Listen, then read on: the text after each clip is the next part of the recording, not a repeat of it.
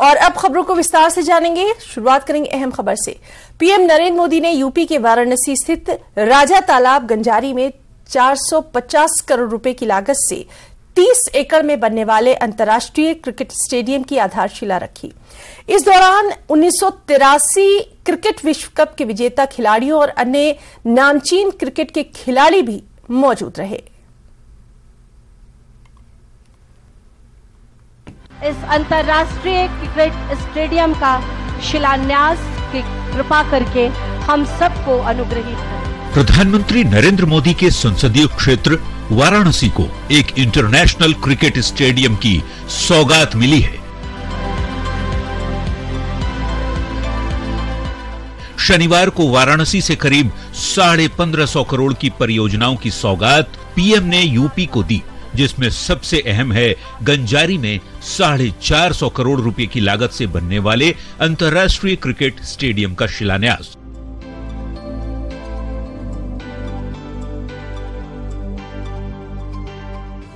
प्रधानमंत्री यूपी के मुख्यमंत्री योगी आदित्यनाथ के साथ खुली जीप पर सवार होकर आयोजन स्थल पर पहुंचे और फिर 30 एकड़ में बनने वाले इंटरनेशनल क्रिकेट स्टेडियम की आधारशिला पीएम मोदी ने रखी। हम सब आपका अभिवादन करते हैं, आपके प्रति कृतज्ञता ज्ञापित करते हैं, आपके प्रति आभार व्यक्त करते हैं। इस दौरान 1983 क्रिकेट विश्व कप के विजेता खिलाड़ियों और दूसरे नामचीन क्रिकेट खिलाड़ियों को भी आमंत्रित किया गया था। पीएम ने अपने भाषण की शुरुआत पूर्वांचल में बोली जाने वाली भोजपुरी भाषा से की। फिर से बनारस आवे का मौका मिलल हो, जौन आनंद बनारस में मिलला ओकर व्याख्या असंभव है। एक बार फिर बोलिए, ओम नमः पार्वती पते हर हर महादेव। तो काशी का क्रिकेट स्टेडियम कैसा होगा, इसकी झलक पीएम ने अपने भाषण में दी। करीब 30,000 क्षमता वाला अंतर्राष्ट्रीय क्रिकेट स्टेडियम बनेगा। वास्तुशैली काशी और सनातन धर्म के अनुकूल होगी। भगवान शिव की महिमा स्टेडियम में दिखेगी। अर्धचंद्राकार छत, त्रिशूल के आकार की फ्लड लाइट, घाट की सीढ़ियों की तरह स्टेडियम में बैठने की व्यवस्था होगी। साथ ही बिल्डिंग पर बिल्वपत्र के आकार की डिजाइन भी होगी।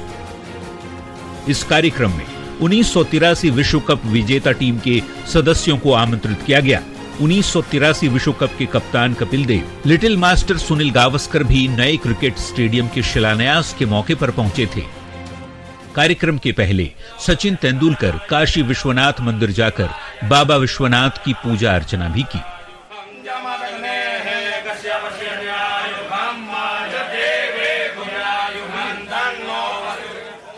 Bureau report, news 18। बिहार में एक बार फिर सांप्रदायिकता की साजिश की बू आई है।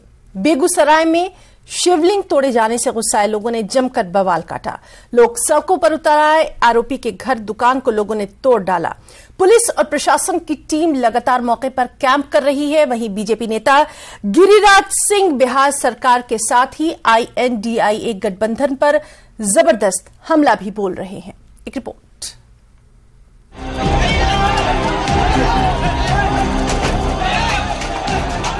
बेगूसराय में फिर सांप्रदायिक हिंसा की आग भड़की है। असामाजिक तत्वों ने शिवलिंग तोड़ डाला, जिस पर लोगों में बेहद गुस्सा है। घटना लाखू थाना इलाके के खातोपुर की। घटना के बाद सांप्रदायिक उबाल आ गया। लोगों का आरोप है कि एक मुस्लिम युवक ने नशे की हालत में शिवलिंग को तोड़ डाला। लोगों के हो हंगामे के बीच प्रशासन की टीम भी कैंप कर रही है। गुस्साए लोगों ने NH 31 को जाम कर सरकार के खिलाफ जमकर नारेबाजी की।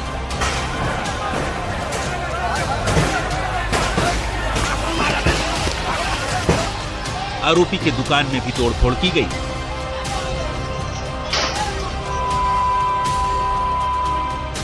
घटना के बाद इलाके में तनावपूर्ण स्थिति बनी हुई है। पुलिस के सामने ही गुस्साए ग्रामीणों ने जमकर बवाल काटा। पुलिस ने लोगों को समझाने की कोशिश की। लोग नहीं रुके, दुकानों में तोड़फोड़ करते रहे। लोगों ने आरोपियों की तुरंत गिरफ्तारी की मांग की और आंदोलन जारी रखने का भी ऐलान किया। इस बीच मौके पर पहुंचे केंद्रीय मंत्री और बेगूसराय के सांसद गिरिराज सिंह ने बिहार सरकार और INDIA अलायंस पर जमकर हमला बोला। जब से इंडिया बना है गठबंधन और सनातन को खत्म करने की बात की गई, तब से ऐसी घटना हिंदुओं को समाप्त करने की बात हो रही है। और आज बेगूसराय एकदम शहर में खातोपुर में शिवलिंग को तोड़ दिया। फिलहाल इस घटना के बाद इलाके में तनाव की स्थिति बनी हुई है। आरोपी की गिरफ्तारी को लेकर छापेमारी की जा रही है। पुलिस का दावा है कि जल्द ही आरोपी गिरफ्त में होगा। प्रशासन ने लोगों से शांति बनाए रखने की अपील की है। अभी स्थिति सामान्य है, थोड़ी सी विधि व्यवस्था हुई थी लेकिन अंडर कंट्रोल। किस लिए लोग हंगामा कर रहे थे? एक सूचना मिली थी कि शिवलिंग को कोई खंडित किया है, लेकिन किसने खंडित किया है या किसके द्वारा किया गया है उस बात की पुष्टि अभी पूरी तरह से नहीं हुई है। सूचना मिली थी कि मंदिर में कुछ सामाजिक तत्वों द्वारा तोड़फोड़ मचाई गई थी, उसके आलोक में प्रशासन की कार्रवाई की जा रही है और स्थिति में कुछ लोगों ने इसमें घेराव करने की भी कोशिश की थी। उनको हल्का लाठीचार्ज करके हटाया गया है। सांप्रदायिक तनाव ने एक बार फिर से प्रशासन को कटघरे में खड़ा कर दिया है। हो हंगामे के बीच सवाल यही कि बेगूसराय को सांप्रदायिकता की आग में किसने झोंका? क्या सोची समझी साजिश के तहत वारदात को अंजाम दिया गया? वैसे पुलिस की जांच रिपोर्ट आने और आरोपी के पकड़े जाने का ही लोगों को इंतजार है। न्यूज़ 18 के लिए बेगूसराय से शैलेंद्र और संतोष की रिपोर्ट। और केंद्रीय मंत्री गिरिराज सिंह ने बेगूसराय में मंदिर में शिवलिंग तोड़ने के मामले में बिहार सरकार पर तुष्टीकरण की राजनीति करने का आरोप लगाया। बेगूसराय के खटोपुर में शिवलिंग तोड़ने की घटना के बाद आक्रोशित लोगों ने NH 31 पर हंगामा किया, कई दुकानों में तोड़फोड़ की, घंटों उत्पात मचाया। इस बीच केंद्रीय मंत्री और बेगूसराय सांसद गिरिराज सिंह भी मौके पर पहुंचे। उन्होंने बिहार सरकार और इंडिया अलायंस पर जमकर हमला बोला।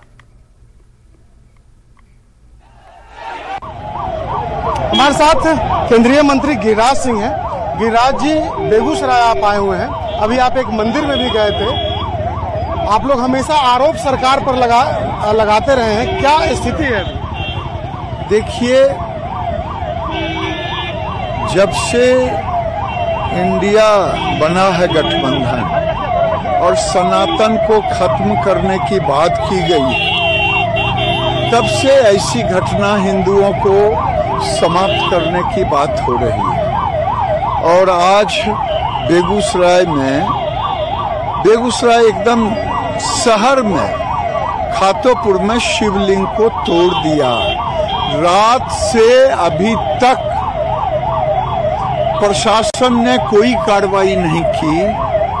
प्रशासन ने जो मुख्य दोषी था उसको अभी तक सुना है कि किसी ने कहा पकड़ के छोड़ दिया। तो ये आरोप मेरा है कि सरकार वोट के लिए, अगर आज किसी मस्जिद पर ये घटना होती और तो हिंदुओं के घर पस्त कर दिए गए होते, हिंदुओं को पकड़ लिया गया होता। गठबंधन के लोग ना माने, लेकिन तुष्टीकरण तो खुला दिख रहा है। चाहे बेगूसराय हो, चाहे दरभंगा हो, चाहे बिहार शरीफ हो, चाहे सासाराम हो। बिहार के डिप्टी CM तेजस्वी यादव ने INDIA में सब कुछ ठीक होने का दावा किया और कहा कि गठबंधन के अंदर सीट शेयरिंग को लेकर भी कोई परेशानी नहीं है। सीट शेयरिंग में कोई दिक्कत नहीं है, कोई तकलीफ नहीं है। इतने बड़े कोई सोचता था कि जो साथ नहीं बैठते थे अब बैठने लगे हैं। 3 बैठकें हो गई, कमेटियों की बैठक हो गई, सारी चीजें जो है स्मूथ चल रहा है। हम लोग क्या कोई दिक्कत नहीं है।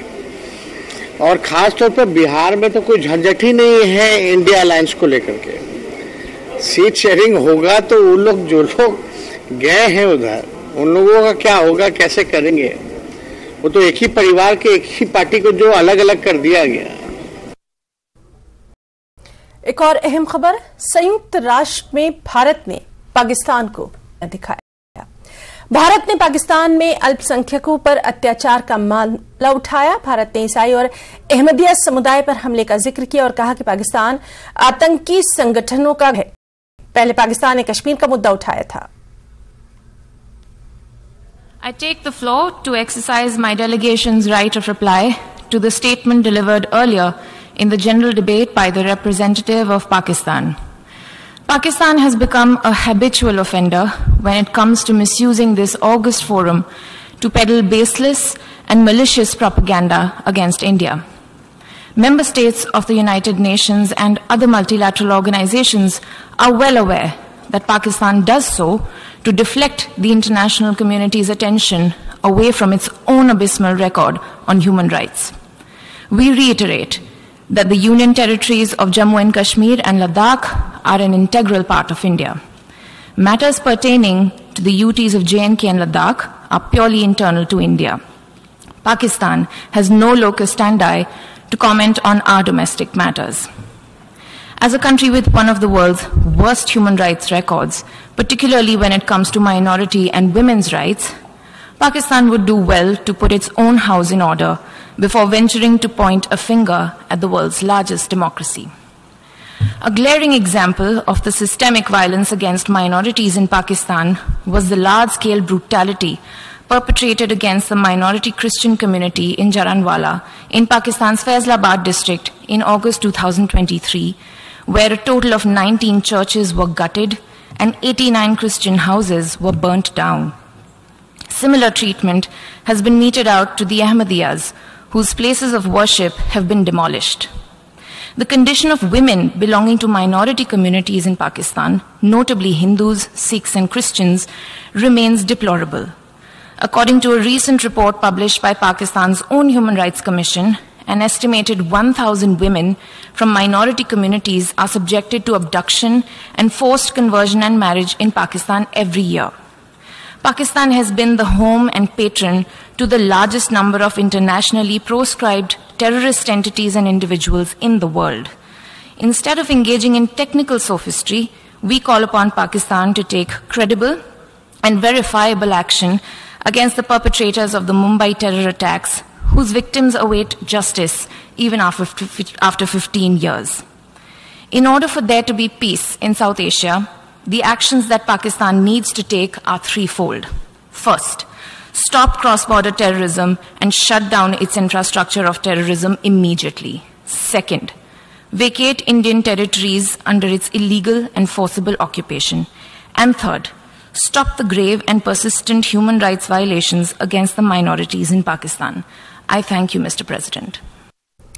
मुंबई में गणेश उत्सव जोश खरोश के साथ मनाया जा रहा है। बहुत से अकीदतमंद मशहूर गणपति लालबाग के राजा की एक झलक देखने के लिए भी पहुंच रहे हैं। मशहूर शख्सियात के साथ साथ कई सियासी रहनुमा भी लालबाग के राजा के दर्शन कर रहे हैं।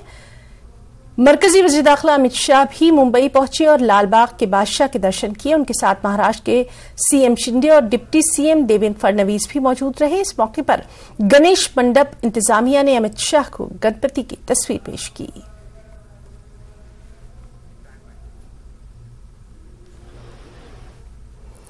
आज महाराजा हरि सिंह का जन्मदिन है। प्राचीन काल का महाराजा पैलेस आज भी गुलमर्ग के मशहूर पर्यटन स्थल में लोगों की तवज्जो का मरकज बना हुआ है। इस महल की कलाकृतियां और शिल्प कौशल को देखने के लिए दुनिया भर से सैयाह बड़ी तादाद में यहां आते हैं। पेश है गुलमर्ग से हमारे साथी मुनीर हुसैन की ये खास रिपोर्ट।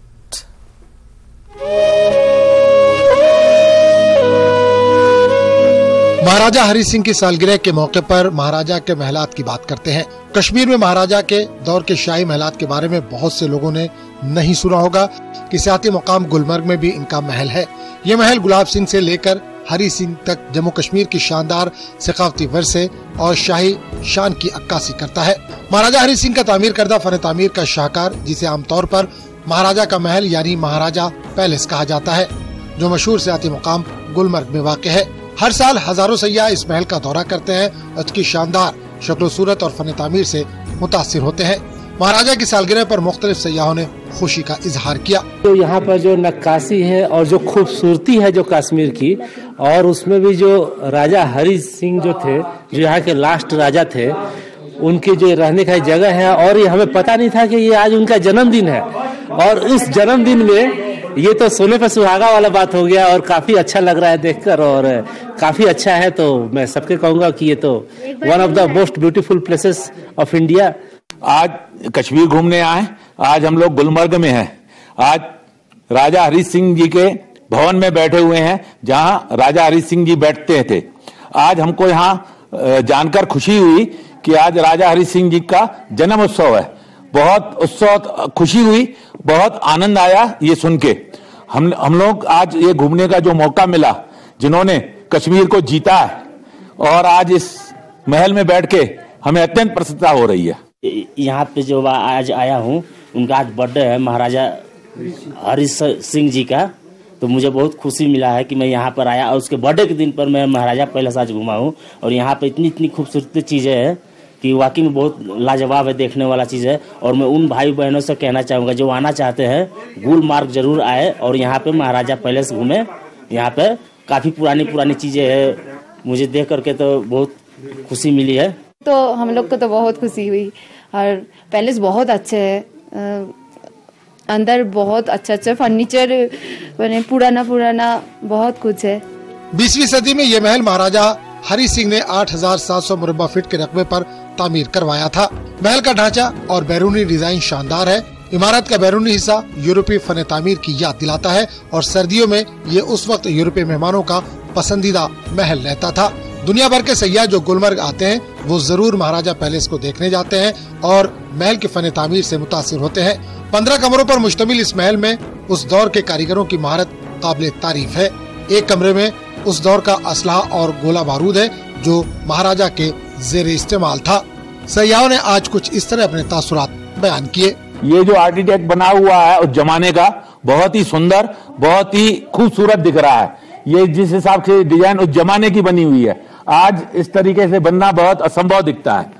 उसके बाद ये जो महल है, वाकई में महल टाइप का दिख रहा है कि जो चीजें एक चीज नक्काशी हुई है, बहुत सुंदर है।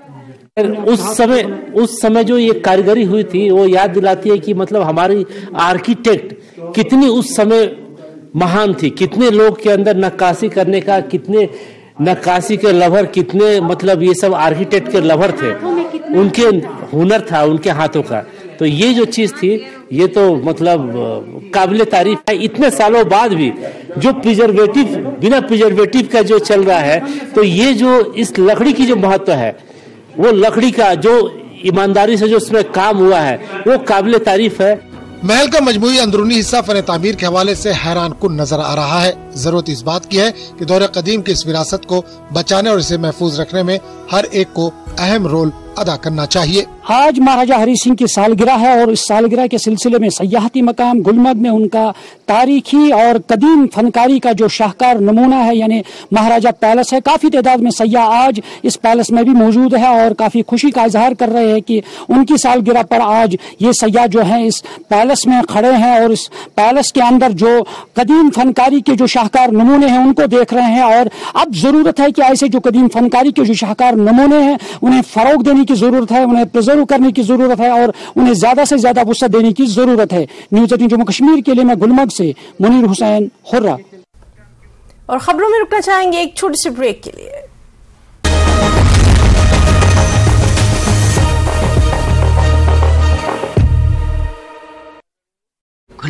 डबल ही डिप्टी सीएम मुकेश अग्निहोत्री ने प्रस्तुत किया था श्वेत पत्र। दूसरी बार विपक्ष ने किया वॉकआउट। हिमाचल प्रदेश विधानसभा के मानसून सत्र के चौथे दिन विपक्ष ने दूसरी बार किया वॉकआउट। यूनिवर्सिटी संशोधन विधेयक पर चर्चा के दौरान विपक्ष ने वॉकआउट किया। नेता प्रतिपक्ष ने कहा, विश्वविद्यालयों की स्वायत्तता प्रदेश सरकार कर रही है खत्म। लोक निर्माण मंत्री विक्रमादित्य सिंह ने विपक्ष पर साधा निशाना। कहा, नेता प्रतिपक्ष समेत विपक्षी सदस्य अपनी बात से पलटे, सबसे बड़े पलटू राम जयराम ठाकुर हैं। पूर्व विधानसभा अध्यक्ष विपिन परमार ने सुक्खू सरकार पर लगाया आरोप। कहा, विपक्ष की आवाज को दबाया जा रहा है, बार बार वॉकआउट करने पर मजबूर किया जा रहा है।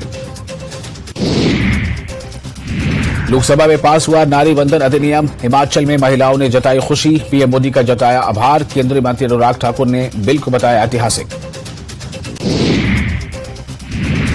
शिमला में प्रदेश भाजपा 25 सितंबर को धरना प्रदर्शन करेगी। धरना प्रदर्शन करने के बाद विधानसभा का घेराव भी किया जाएगा। बिलासपुर के विधायक त्रिलोक जम्वाल ने पत्रकार वार्ता में कही है ये बात। उन्होंने कहा कि प्रदेश की कांग्रेस सरकार हिमाचल प्रदेश में इतनी बड़ी त्रासदी आई है, बरसात से भारी नुकसान हुआ है और इन सब को लेकर के बीजेपी अपना आंदोलन करेगी।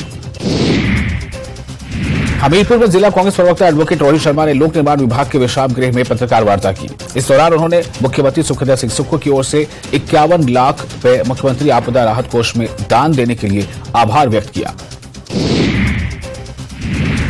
मंडी से बड़ी खबर, 6 मील के पास चलती बाइक पर गिरे पत्थर गिरने से दंपति हुए घायल। दोनों घायलों को जोनल हॉस्पिटल में भर्ती कराया गया। मंडी में शैक्षणिक सत्र 2023-24 के लिए नामांकित स्नातकोत्तर छात्रों के लिए सरदार पटेल यूनिवर्सिटी में आज से 6 दिवसीय दीक्षारंभ छात्र प्रेरणा कार्यक्रम की शुरुआत हो गई है। एक दिन पहले से ही कार्यक्रम का शुभारंभ नगर निगम मंडी के आयुक्त HS राणा ने द्वीप प्रज्वलित करके किया है।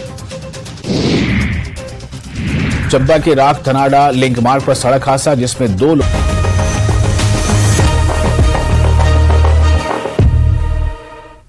अब ब्रेक के बाद खबरों को आगे बढ़ाएंगे। कश्मीर के हर जिले में केसर उत्पादन पहुंचाने के लिए कृषि विश्वविद्यालय पामपोर के केसर अनुसंधान केंद्र में कुपवाड़ा, पुलवामा, कुलगाम और गांदरबल जिलों के किसानों को केसर के बीज बांटे गए। इस मौके पर कृषि विश्वविद्यालय के कुलपति डॉक्टर नजीर अहमद गनाई, दिल मोहम्मद मखदूमी और केसर अनुसंधान केंद्र के वैज्ञानिक बशीर अहमद इलाही मौजूद रहे। न्यूज 18 से बातचीत में कृषि विश्वविद्यालय के कुलपति ने कहा कि इस बीज की मदद से किसान इंडोर केसर की खेती कर सकेंगे। हमारी यूनिवर्सिटी ने हिंदुस्तान में पहली बार या दुनिया में पहली बार एक ऐसी पहल करी कि हम सैफरन को अंदर बंद कमरों में भी कल्टीवेट कर सकते हैं। तो ये जो एक फार्मर को हम करीब 1 क्विंटल और 20 किलो का सीड मुफ्त में दे रहे हैं और साथ में हर फार्मर को हम 100-150 ट्रीज दे रहे हैं और उनके लिए कुछ रैक्स भी दे रहे हैं और उसके साथ में हम इनको एक पैकेज ऑफ प्रैक्टिस भी दे रहे हैं ताकि अपने अपने इलाकों में ये देखें कि उनके घरों में हम इसको कैसे काश्त करें। तो इंशाअल्लाह ताला जब ये हमारा एक्सपेरिमेंट कामयाब होगा, ये आगे बढ़ा के हम कोशिश करेंगे पूरे जम्मू कश्मीर में जो भी हमारे नॉन ट्रेडिशनल बेल्ट हैं वहाँ तक पहुँचा के हम सैफरान की काश्त और पैदावार को हम कैसे बढ़ा सकते हैं, क्योंकि जम्मू कश्मीर ने अपने इस सैफरान को एक GI टैग हासिल किया है। आरएसपुरा के सीमावर्ती कुछ गांव में धान की फसल पर बैक्टीरियल लीफ ब्लास्ट के मामले सामने आने के बाद जिला कृषि अधिकारी जम्मू विनोद कुमार कुंडल ने क्षेत्र के विभिन्न गांवों का दौरा किया और इस रोग के बारे में जानकारी हासिल की तथा किसानों से इस बीमारी पर रोक लगाने के लिए जागरूकता फैलाई। इस मौके पर उनके साथ उप जिला कृषि अधिकारी यशवनी शर्मा सहित कृषि विभाग के अन्य अधिकारी मौजूद रहे। क्योंकि हमें कुछ शिकायत मिली थी कि कुछ आरएसपुरा का हमारा कुछ एक एरिया है जहाँ पे थोड़ी बहुत हमें ये डिजीज जो बैक्टीरियल लीफ ब्लाइट जिसे बोलते हैं हम लोग, उस एरिया से हमें रिपोर्ट आई थी कि वहाँ पे थोड़ा सा अटैक हो रखा है। हमारे SDO साहब, हमारे AO साहब, हमारे SMS साहब ये आए थे, चेक करके गए थे। इन्होंने रिपोर्ट फर्दर मुझे की थी कि सर आप भी आए और थोड़ा सा एरिया को नजर मारें, देखें आकर के कि कितना नुकसान हो सकता है। देखा है हमने, नुकसान तो है। डिजीज जो है बैक्टीरियल लीफ ब्लाइट जो है ये नामुराद बीमारी लग गई इस वक्त। हालांकि इस वक्त ये लगती नहीं है, टाइम नहीं इसका लगने का, लेकिन मौसम ऐसा है, ह्यूमिडिटी बहुत ज्यादा हो, गर्मी ज्यादा हो तो इसका प्रकोप जो है बढ़ जाता है। उम्मीद करते हैं कि जैसे मौसम खुलेगा ट्रीटमेंट भी करवाते हैं, स्प्रे भी करवाते हैं और जैसे धूप छूप आएगी ये काफी हद तक जो है रिकवर हो जाएगी। नुकसान का जहाँ तक मैं समझता हूँ कि नुकसान ज्यादा होना नहीं चाहिए। जिस स्टेज पे इस वक्त क्रॉप है वो ज्यादा नुकसान इसका होना नहीं चाहिए। फिर भी फसल बीमा योजना वालों को भी हम इतला करेंगे कि वो भी आए, आकर के सर्वे करें, उनकी रिपोर्ट भी आ जाएगी, हमारी रिपोर्ट भी चली जाएगी। फार्मर को किसी तरह का नुकसान जो है वो हम नहीं होने देंगे। तो खबरों में फिलहाल इतना ही। नमस्कार।